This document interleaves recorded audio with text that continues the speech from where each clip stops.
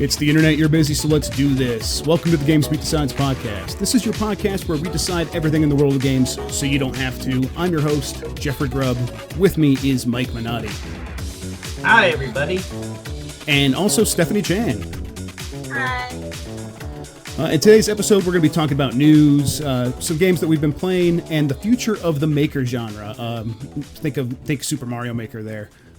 First, though, I want to thank everyone for joining us. You can get more from me, Mike, and Stephanie at GamesBeat.com. If you have something to share with us, you can email the podcast at gamespluspodcast@VentureBeat.com. That's the plus sign. We're also on Twitter at GamesBeat and at GBDecides. If you're watching on Facebook or YouTube, you can subscribe to the podcast on Apple Podcasts, Google Play, Stitcher, anywhere else, anywhere you find podcasts. And if you are on one of those apps and it gives you the option to review us, do that. Helps people find the podcast. So, let's talk about some games that we've been playing. What have you guys been up to the last week? Pick somebody. I'm not going to talk over Stephanie by accident. I was really hoping that you would embarrass yourself right off the bat. And, I she know. Would start talking. I'm not going to fall for your trap. Stephanie, why don't you go ahead and give us maybe the lowdown on what you've been playing? Sure. I just finished Yonder, the Cloudcatcher Chronicles. It's like this new open world kind of farming exploration game. Replayed What Remains of Edith Finch, always great, and I just started Kingsway today, which is super exciting. I'm going to be writing a review of that. What's Kingsway exactly? It's good. It's like an OS RPG is what they call it. It's like a old school fantasy RPG, but like the whole interface looks like it's like an old Mac computer, so it's pretty cool. Okay, see, for a second we said OS, I'm like, oh, what, like operating system? Then you said old school, like, oh no, it means old school, and I'm like, oh no, it does mean operating system. Both. I went on a roller coaster there. So like, there's like a map window that you can like select, and then once your character goes from one town to the other, instead of walking across the overworld map, you just get a loading bar, and then random battles might happen like in the middle of that loading bar, and the enemies. I mean, like you've been playing more of this than I have. I played a little bit at E3, Stephanie. Like the enemies, it's like they like drop as like other menus on the screen. Is that how it works? So like the way the enemies work is they like show up as like a separate window, and then they kind of like float around the screen, and then you have to kind of like click to like attack or block or use your spells. And then sometimes you get ambushed by like several enemies, and then there's just like a ton of windows like floating around, and it gets like to be chaos because everything is in windows. So you gotta like click to your inventory, click to see your status, like click into like use a potion. So it can just be sort of like this weird desktop management kind of situation. Yeah, I really liked what I played a bit at E3. I think you and I are gonna try to do a video of it here pretty soon to kind of show everyone a little bit more about it. But it was, I mean, it sounds. I guess it could sound boring because maybe all the accoutrement of like an RPG is what you go there for. You want all like the fantasy settings and the detailed armor or whatever. But I found it to be very fresh and cool, and it made me want to play a lot more than what I could play at E3. Yeah, totally. It has a ton of personality.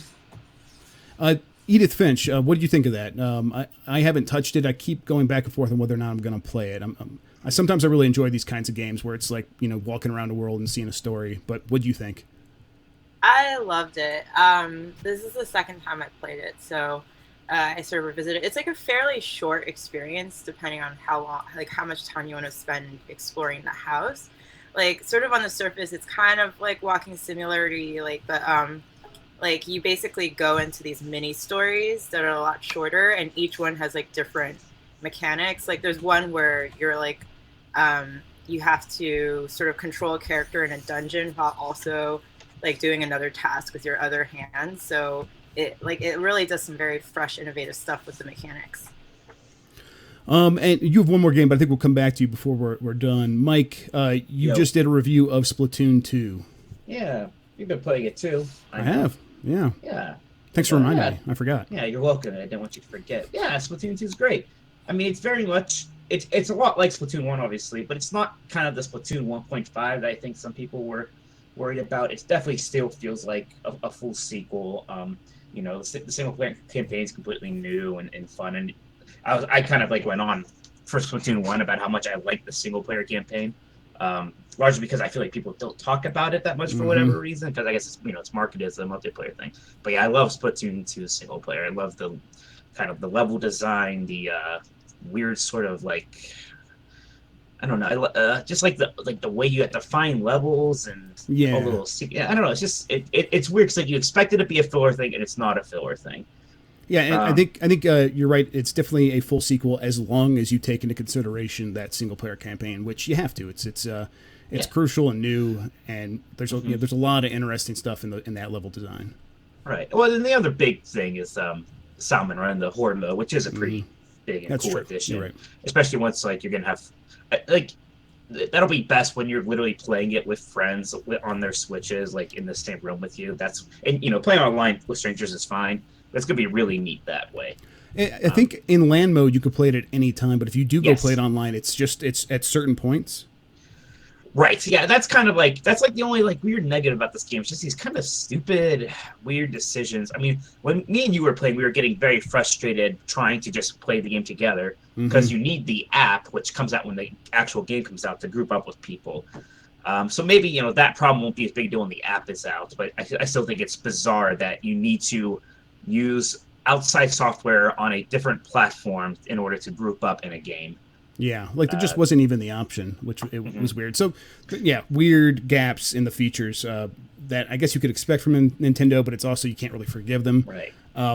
At the same time, though, we played a bunch. We're gonna. No, it's always fun when you're. Yeah, I'm gonna post that multiplayer video that we did later today.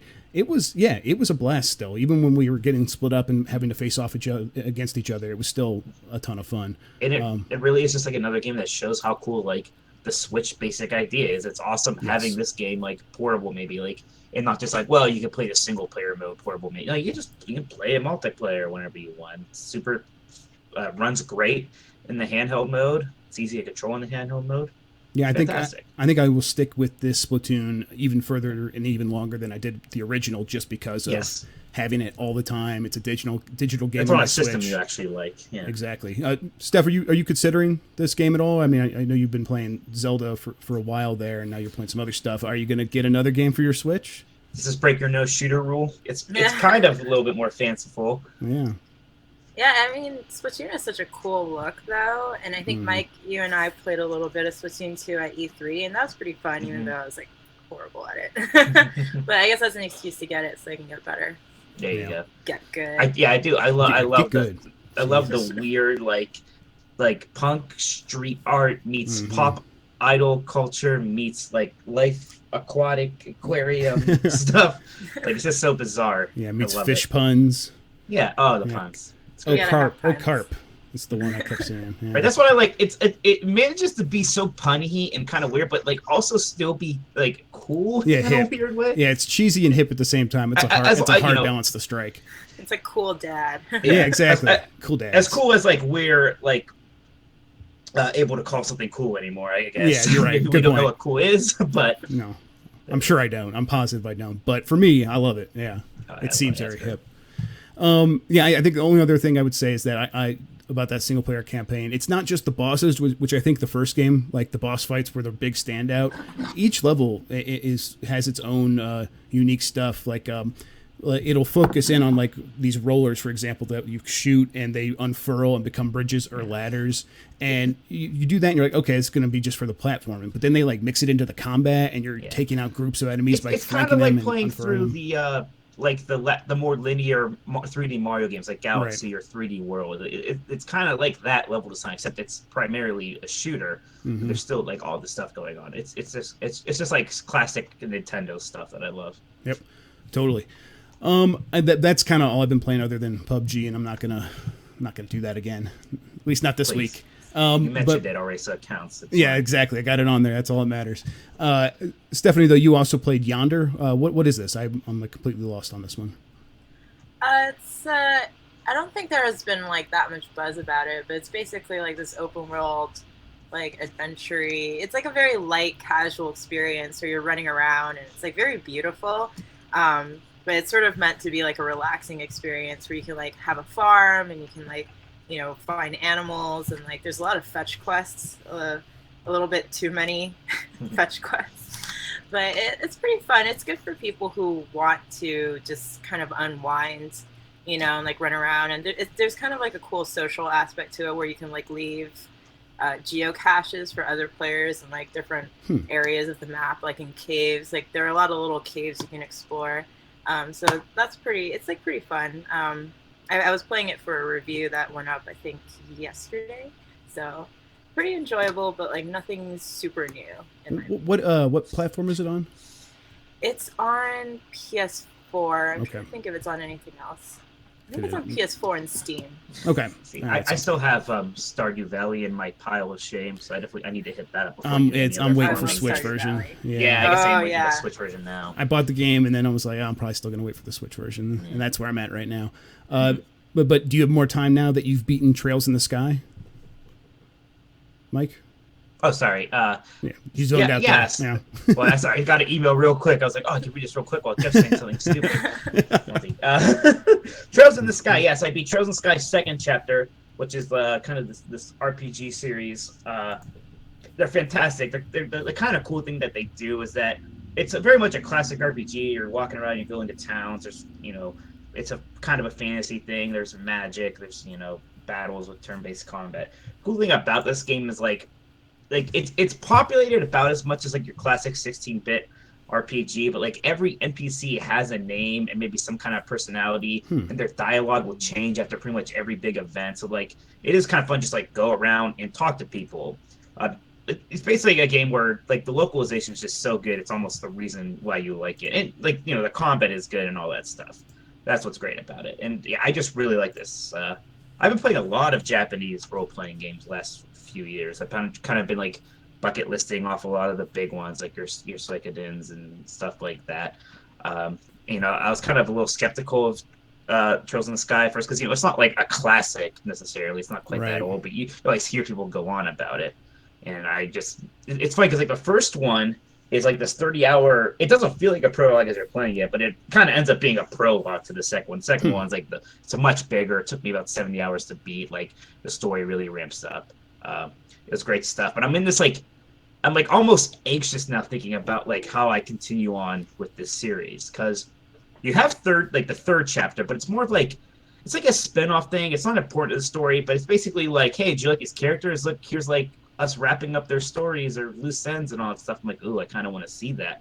Do I want to devote 30 hours of my life to seeing that? Probably. But then there's also like two sequel series, one of which they haven't like translated yet, and who knows if they will. And then that makes me anxious. Like, what if I get it like in deep and I can never play that? But then the other sequel series is like another 3 games, and they're all 40 hours long and more. I'm like, oh, do I get to devote the time to that? Plus, it's at the point now where all these games aren't just available to me on my Vita. And that's where I've been playing a lot, like just JRPGs in general. Like, God, I love the Vita for playing Japanese role-playing games. It's so convenient for that because I could just play like an hour every night in bed. These 2 Trails in the Sky games, I think I played through them. Like, it was months, at least 6 months. I was just kind of wailing through them and just having a good time with it. And now it's like, I don't know if I could have that same experience playing this game like on Steam. Right. And it only just kind of recently came out on Steam in the last couple of months, right? Mm-hmm. So yeah, third chapter did. Yeah, so it's kind of, and those Vita announcements have sort of dried up. Even this genre, which still was managing to make its way to Vita for a while there. The last one we kind of heard, it was Undertale at E3 got announced, and that was it. So yeah, who knows if this is going to end up on there? But it's not. I mean, they even said when they did second chapter on Vita, it was kind of a goodwill thing for people who had the first one on there. At that point, they knew they were going to make the money with the PC version. Right. Yeah. So I honestly, the only hope for me is that JRPGs kind of journey over to the Switch, and that kind of becomes the new home for these things. Right now, it's surprisingly Steam and not so surprisingly PlayStation 4. But PlayStation 4 is fine for like the AAA stuff. But again, when I'm playing something that not that the graphics matter, but it's just if it already kind of looks a little old schooly and not AAA, something that would have ran on a Vita, I wish I could just have it on something portable. Yeah. I mean, I just read a headline that like 3,000 people lined up in Japan for a chance to win the right to buy a Switch. So Right. there's definitely that audience in that country. So hopefully that like leaks over to the developers who then Right. want to make the games come to that platform. I just hope it happens. I hope it happens sooner rather than later because there has to be kind of a winning over period. Just because they're not. I see like the Vita had JRPGs immediately because Sony platforms just get all the JRPGs. Right. You know, makes sense. So I hope that they just kind of realize, hey, like we need to put the Tales of series on here. We need to put the Trails series on here. You know, pretty much every Japanese role playing series should be on the Switch. Like Kuni 2 should be on there. Like, like why not? All that stuff should be. Yeah, for sure. Yeah. So, do you know what you're going to play next? If you don't go on with the Trails of the Sky series right away, do you have another JRPG like locked and loaded? The next one is Strange Journey, the Shin Megami Tensei game. This is the one that came out on the DS. It's actually getting a remake for 3DS soon, but I have the original one. I think I kind of just want to play that. So that's kind of like the other thing is trying to get. I played not all of them, but the recent Persona games. I love those. I played Shin Megami Tensei 4, which I liked but didn't love. But I want to try to go back to some of like the really highly regarded Shin Megami Tensei games and see what I think of those. And this one kind of seems like a good one to jump into. We're going to move on to the news here pretty soon, but I want to ask you guys one last question kind of about what you've been playing. Have you been catching up on 2017 games at all that have come out so far this year? I've kind of stalled on Nier, and I'm planning to go back to that soon. Gosh, no, a lot of my time has been my classic always playing games, Overwatch and Hearthstone. Mm-hmm. Trails in the Sky at night. I've been reviewing a lot of things like Splatoon 2 and Crash Bandicoot before that, Final Fantasy 12 before that, and honestly, like getting back into Final Fantasy 14 a lot, which I talked about last week. So that's not really anything else. Although I've been doing a pretty good job keeping up with most of the big releases this year. Yeah, it seems anyway. like you've been doing pretty well, better than me anyhow. I'm like, no, I'm better than you as a person, so it makes sense. I'm like looking at Nier. I'm like, oh, I got to get past that, so then maybe I could like try Neo, but then there was. Neo is one I haven't done. But I'm not a big Souls guy. Yeah, so I'm like, I still want to give it a shot. We'll see. How about you, Stephanie? Anything from earlier this year that you're kind of catching up on? No, my backlog is like so huge, and I still have a bunch of Steam sale stuff, and I downloaded the Darkest Dungeon DLC, and that's still just been sitting there. Like I love that game, but I just haven't had a chance to play it. Yeah, I like how you're like, oh, my Steam sale stuff, I should play that. And I've just, as a person, I've given up on that completely, like for years now. Like it's there, I'll still buy some games, but many of these I know I'm never going to play. Yeah, it's wiser than I am. Yeah, I still buy the games though, so it doesn't make any difference. Okay, we'll get into the news right now. There was the big D23 event. That's the Disney thing that happened last weekend. I think the big news out of there, for gaming-wise anyhow, was the Kingdom Hearts 3 trailer. Mike, I mean, I know you're a big fan. Why don't you just tell us what's going on? What is going on with Kingdom Hearts? What is and why is Kingdom Hearts? So they unveiled a new level, which is Toy Story, which is actually a big deal for a few reasons. I mean, Toy Story was already a big deal when the first Kingdom Hearts came out, right? But it was just kind of this weird, random, unspoken rule in those games that there were no Pixar worlds in them. And it might have actually been a company-mandated thing, because back when Kingdom Hearts 1 and 2 came out, 2 actually was maybe right about the time the deal was struck, but when it came out, Disney didn't own Pixar, and there's actually some friction between Pixar and Disney's CEO at the time, Michael Eisner.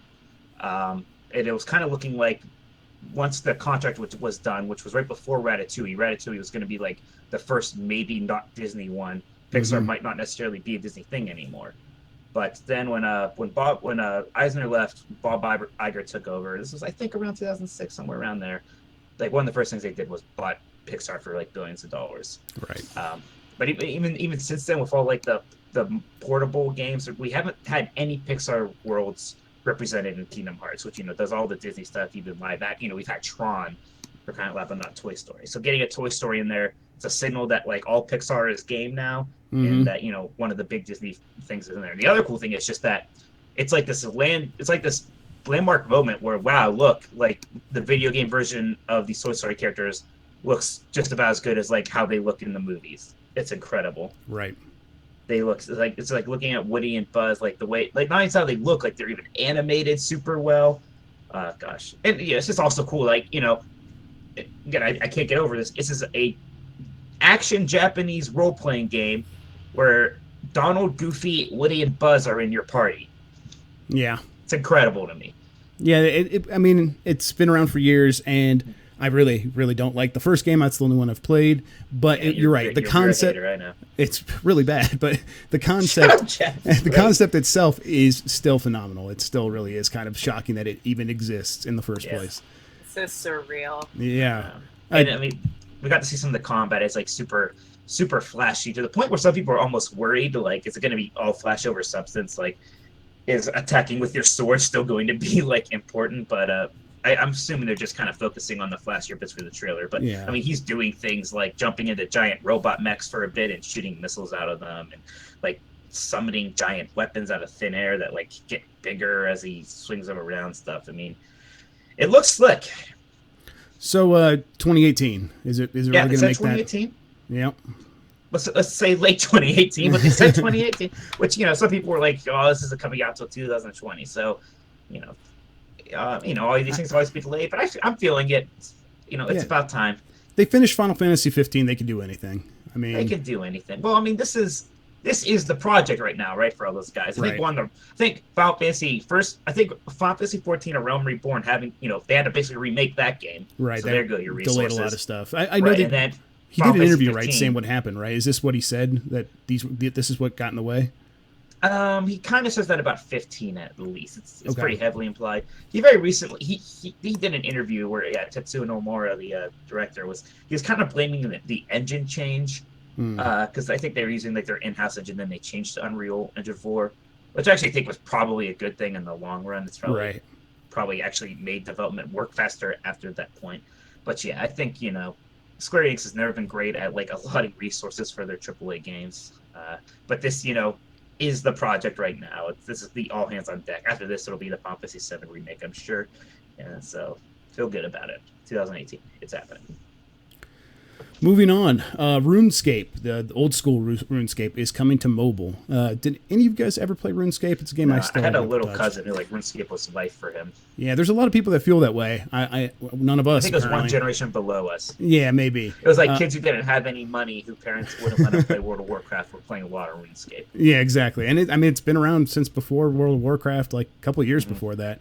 And you know, they updated the game over time. They came out with the new version of RuneScape, but then they wanted to win over fans who left the game, so they reintroduced old school RuneScape, as it's like officially called, and that's the old RuneScape. Yeah, it's the old version of the game, and now that game is coming to mobile. Where I bet a lot of the people who were playing that game originally, now they're probably playing games on their phone. It's probably a good idea to bring it there. So, yeah, I'm very curious how well this works on the phone, right? Because the idea of like having a portable MMO is enticing, but you know, it's a phone.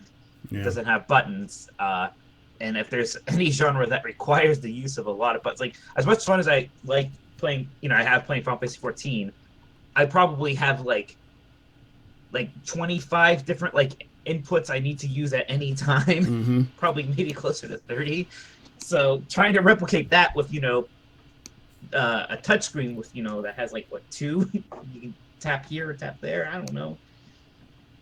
Yeah, maybe they're hoping people will play it on the tablet or something. Yeah, that would be a little bit easier. Even then, it's like. But like, I mean, Final Fantasy 14 is on consoles, right? How do people play that with a controller? It's like every time you hold down one of the shoulder buttons, it just switches what those are. Yeah, then it seems like it's not enough to me. I haven't played it on consoles in a while. Like last time I did, my character was pretty low level, so I didn't have a whole ton of abilities. I think most people play it on PC. Yeah, I think people play on consoles it's a much more casual play style in there. But I mean, yeah, I got it to work there, but I mean, you know, I don't know. You couldn't get Final Fantasy 14 on mobile, that's for sure. Yeah. I mean, RuneScape's also, I assume, simpler, so it's fine. Yeah, they'll make. I mean, plenty of games have made that transition, and it works one way or the other. How well it works, we'll see. Who wants to talk about PlayerUnknown's Battlegrounds? Yay! Oh God, it is here. Yay. I was just about the first person thing. Go for it. Yeah. So the game, you could switch between third person and first person at any time. The developer announced that later this month, when it does its monthly patch, it's going to introduce first person only servers. So these are servers where you can't go in the third person. Which, if it's hard to understand why that matters. Think about being behind cover and your character's completely hidden, but you could still see over the cover. So you have like no risk of getting the lay of the land and getting your situational awareness. You can still view everywhere, and I don't mind that. I've learned to understand that sometimes people are going to be able to see me and I can't see them, so I have to be even more careful. But the first person only mode eliminates that. If you could see someone, they could see you in every situation, which may make the game more tactical, but I'm wondering to see if it's still going to be quite as fun, not seeing your characters, not seeing all the janky animation. I mean, and stuff. I haven't played nearly as much as you, but it seems kind of like intrinsic, custom to the third person thing. Yeah, I mean, if you're playing the game, you're playing in third person, and the only time you're going into first person is to aim down sights. So, yeah, I don't know, but I'm willing to give it a shot and see what it's like. Next up, the International 2017 prize pool has now surpassed the International 2016's $20 million or so. It's the largest esports prize pool in history. They're just going to keep doing this, I think, every year, right? Because the way they do it, the way they do it is through crowdfunding. Basically, like they sell their special digital goodies. Fans buy that stuff up, and 25% of the sales go towards this prize pool. And I think this year it looked like it wasn't going to make this threshold of beating last year's. So Valve did a deal or something. They introduced a special coupon. I don't know what they did. I know they did something, and it got people to buy a lot more. And then of course it shot over the last year's high mark. So I wonder if they're afraid of not passing, of not setting a new record each year. But at a certain point, $20 million for a single esports event is more than enough, because it seems almost excessive. It seems almost like it's twice as much as most the biggest golf tournaments. For example, I don't know. It almost seems it seems almost not gross, but it almost seems a little bit eh. I mean, if people want to spend their money on this stuff and that's how much it's worth, then yeah, go for it. But yeah, I mean, I don't know. I don't know why Valve maybe feels the need to beat that mark every year. I don't know. I think the last story, Persona 5 is now playable on the emulator RPC S3. So this is the PlayStation 3 emulator for PC. In recent months, it has seen a bunch of improvements, and it's running games a lot better. And Persona 5 is now at a point where it's not just it's not just you can boot it up. It plays just like it does on PlayStation 3. I'm surprised that the PlayStation 3 is already this. Yeah, well, it is strange. I don't know. I guess people don't have PlayStation 4. They really want to play Persona 5 pretty badly.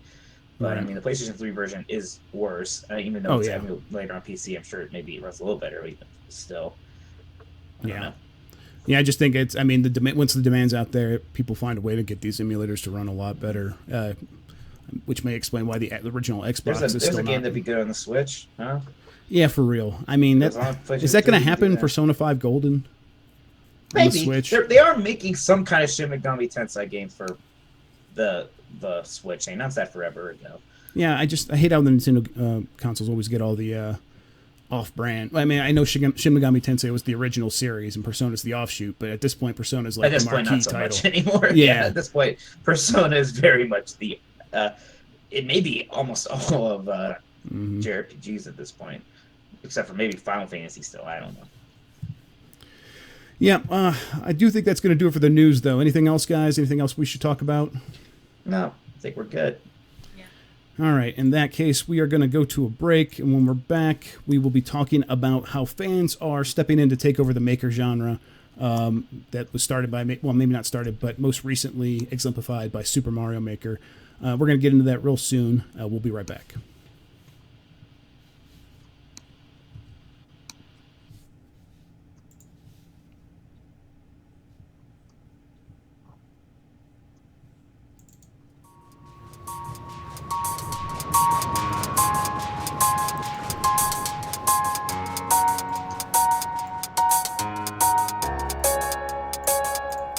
Whether developing, playing, or simply hosting games on a server, Intel makes it happen. And Intel wants to make sure the biggest innovations in gaming continue to happen on the PC, like giving developers a hand with the Intel Game Dev program. All you have to do is sign up, and Intel will provide the resources necessary to help you continue to innovate and make gaming even more amazing. Head on over to Game Dev Program at software.intel.com/gamedev to get started. Once again, that's software.intel.com/gamedev. You go ahead and do that. Stephanie? I always ask Mike if he's going to do that, but this time I know you're going to do it, right? Thumbs up. You got a thumbs up. It's a fine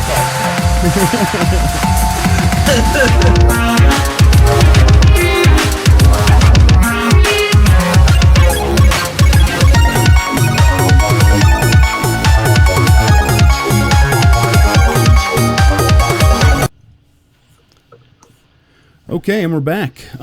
Let's go ahead and get into this final segment. This was inspired by a couple of recent revelations from some fans making games.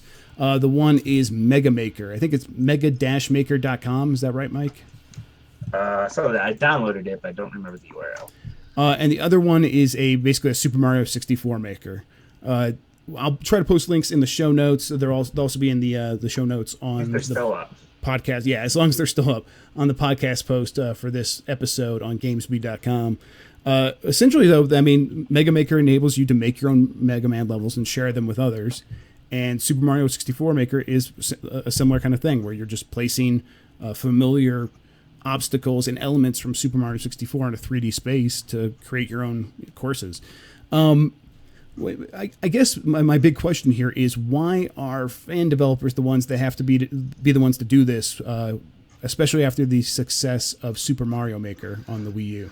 Right. It's interesting because Mario Maker's been a couple years now. It was 2015, right? Mm-hmm. And we still we kind of assumed that other people would be like kind of jump all over this concept, and at least Nintendo, right, would like put some other games on there or what have you. We haven't really heard anything about it yet. They ported it to 3DS with less features, and that's been about it. And I mean, you still have to think something's coming.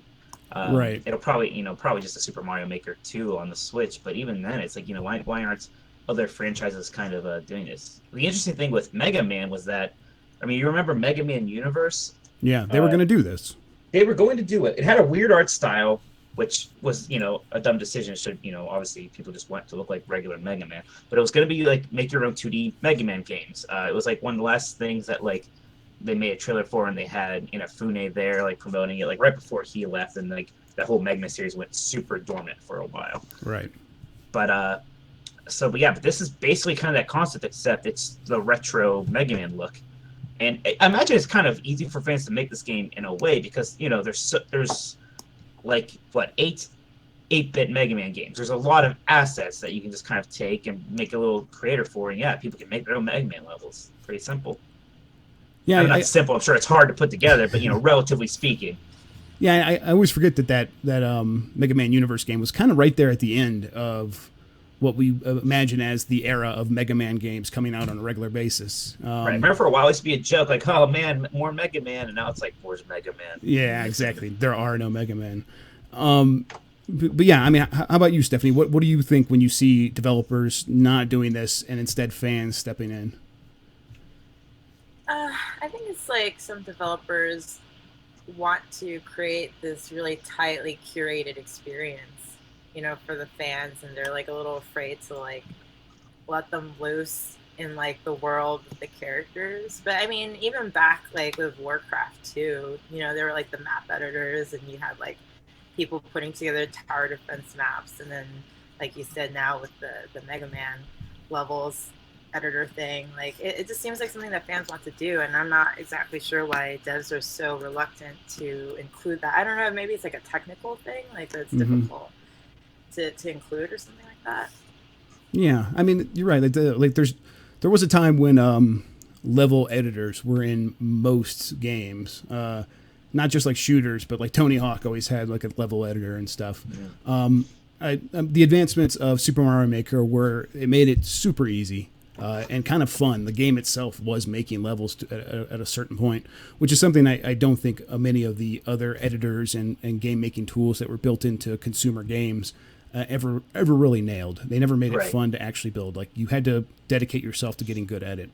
Like Little Big Planet, like that was the whole thing of that game. But even still, making levels was kind of like this chore. Yeah, it's something you had to learn how to do. It wasn't something you just did like it was in Mario. That's right. And I don't know if Mega Maker or this Mario 64, Maker game are fun to play, but it still seems like the only people even trying this now are fans. Well, I guess one thing that helps, right, is that it is probably inherently faster for fans to make a game in some like surprising ways than it is for an actual company, because actual companies have structure and delegation and supervisors and marketing plans and all these other things that have to go into this stuff, whereas fans are just people dedicating their time to it. When they're done, they can release it. And as long as it's something relatively simple, which reuses a lot of art assets like these kind of projects do, I could see how they could. Yeah, I could see how they could do it maybe faster, but it's still weird that there's just seems to be no movement in the kind of big publishers to do this sort of a thing. I mean, you said that you were. I mean, something's going to happen here. I mean, that means Nintendo, right? We're expecting a new Maker game from Nintendo. Does that mean a new Mario Maker, Zelda Maker, like? Mario Maker for sure. It seems like a top-down Zelda Maker would be the next thing, like a Zelda Dungeon Maker, right? Yeah, would kind of make sense. It'll be weird because it'll be very different from Mario in a way, because so much of that is like making these really fun platforming things, whereas Zelda you'll have to try to make interesting puzzles and kind of stuff like that. But it could still probably be done. And maybe they are trying to figure out that challenge of how to make it as interesting as Mario Maker was. Yeah, I do remember like making levels in Mario Maker, and yeah, you would try to make the platforming challenging, but at a certain point, especially if you were making a level specifically for one of your friends to piss them off or something, you would end up making a lot of puzzles and stuff. So I could see how that would translate really easy to Zelda. And not only that, I remember that the GDC talk they did about Breath of the Wild, where they showed that the 2D version of Breath of the Wild, where they're like, hey, we had reasons to have all these assets at hand for some reason, and they never specified exactly what that reason was, and they were just testing the mechanics of Breath of the Wild using the 2D art assets. To me, that seems like, man, maybe they were in the midst of making Zelda Maker. That's what they're doing there. They're figuring it out, and it's going to look like that 2D version with the sort of slight 3D shadows and stuff. It would be awesome. I mean, especially, now that you've just released a proper Zelda game and you kind of ran out of remix to do, it seems like that seems like something you can do with that series. Yeah, fill in the gap. But I mean, I guess so. I mean, do we think that this genre is even a genre? Like, can it support anything beyond like Mario and Zelda? Like, can other people come in here with? I mean, Mega Man was definitely super well suited to it. It definitely is something Capcom should have gotten to, because Mega Man by its structure is kind of like, it's kind of based on a grid, like the level design very easily. Part of it's just because it's an 8-bit game, but it's always been kind of gridish to me, right? And like the levels have such a kind of familiar structure of, you start, you platform, you jump, then there's the boss room and all that stuff. It seems all about as well suited to it as anything. So like, classic 2D franchises are always have some hope there. I mean, you could do it with Sonic. I don't see why not. It'll be a little harder because Sonic has slopes, right? It's not just kind of hard edges like in the 2D Mario games. There's a lot of physics also. Yeah, there's sadly Castlevania Maker will probably not be happening with Konami's current state. Or maybe they'll have some renewed interest in that franchise. They got that whole Netflix thing going on now. Isn't that weird that we have a Castlevania like show on Netflix, but like we'll probably never get another Castlevania. That's weird and depressing for sure. How about you, Stephanie? Any games that you can think of that would fit this model in the first place? I think it's a little niche. I think like for me personally, I'd be interested in like maybe a maker. Well, I mean, you kind of have this with like Terraria already. I was gonna say like a farming, like actually having a Harvest Moon kind of maker game where you can actually totally personalize your environment in the farm, because you're still kind of constrained in those games. Yeah, I guess, I mean, the way you would make that into like a fun experience is exactly what Terraria is. That's a good point. Where at a certain point, it's like if you're just designing a farm to look like a farm, then where's the challenge for the person you're making it for? But yeah, that I mean, that could still work. I'm sure smarter people than me could figure that out. But yeah, I don't know. I kind of come up to like a brick wall when I start thinking about these after a certain point, especially like because most of them are going to be 8-bit games, simple games. I guess seeing Mario 64 working so well in that video maybe got my mind racing that maybe 3D games are more possible than I first imagined. But even then, I think that would be a lot more work intensive than the 2D games for anyone making a stage. Right. So it's just inherently harder. I mean, even you see, even though Little Big Planet was kind of 2D, you can still just a little bit in that how making it like a three-dimensional thing can make it more complicated. Right. Even having just things like, not, again, like Super Mario make it worse because it is very grid-based. As soon as you're kind of off the grid, it becomes more difficult. And do we think that either of these games, especially the Super Mario 64 one, are going to be up very long? Well, Capcom has always been surprisingly good about fan games, especially the Mega Man ones. There's a lot of Mega Man fan games out there already. They even kind of helped make that Street Fighter Mega Man game like an official thing. And they're not doing a whole lot with Mega Man right now anyway. True, so yeah. Mega Man might be around. Super Mario 64, probably not. Yeah, Nintendo's lawyers are going to be pretty ferocious about that. They always are.